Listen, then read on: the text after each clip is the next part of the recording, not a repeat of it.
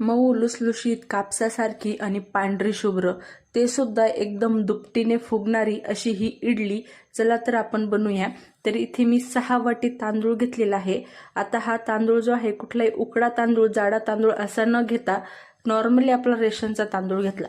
त्यानंतर 4 चमचे पोहे आणि अगदी पाव चमचा मेथी दाणे घेतलेले आहे. स्वच्छ धुवून तांदूळामध्ये मिक्स केले. तांदूळ सुद्धा 5 ते 6 पाण्याने स्वच्छ खळखळ धुवून घेतले, कारण हे जे तांदूळ असतात ह्याला थोडासा काळसरपणा असतो, तर तो काढून घेतला. त्यानंतर भरपूर असं पाणी घालून 4 ते 5 तास जे आहे आपण तांदूळ भिजवत ठेवूया. आता तांदूळ भिजवायला ठेवले. त्यानंतर उडदाची डाळ घेतली. आता ज्या वाटीने तांदूळ घेतले त्याच वाटीने 1.5 वाटी उडदाची डाळ घेतली.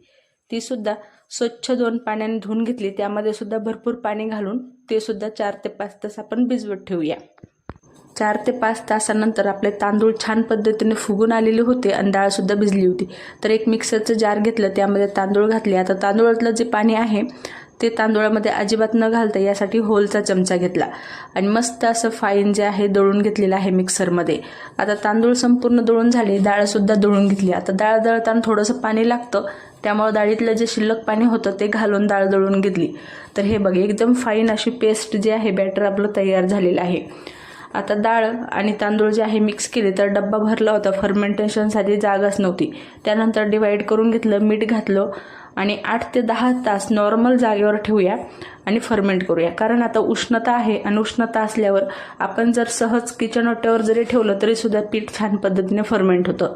आणि 8 ते 10 तासानंतर चेक केलं तर दुपटीने पीठ जे आहे फुगलेलं होतं, कारण अर्धा डब्बा जो आहे पीठ होतं तर आता गच्च भरलेला आहे.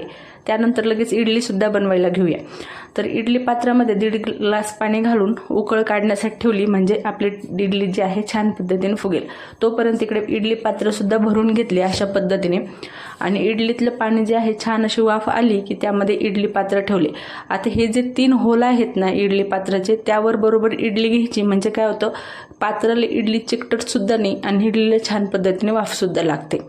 तर इडली जी आहे हाय फ्लेमवर 15 मिनिटं वाफ देऊन घेऊया, म्हणजे इडली जी आहे छान पद्धतीने फुगून येते.